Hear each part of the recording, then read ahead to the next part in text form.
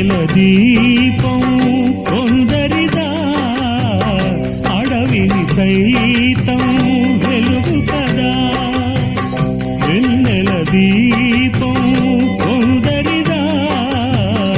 అడవిని సైతం వెలుగు కదా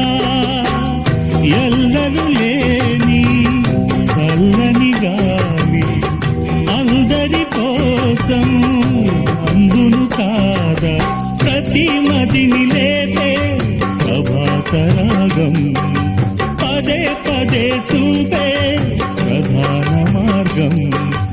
ఏది సొంతం కోసం కాదను సందేశం మంచి గుణమే పోతే ప్రపంచమే శూన్యం ఇది తెలియని మనుగడ కథ దిశ నెరుగని గమనము కథ సరళి రాధ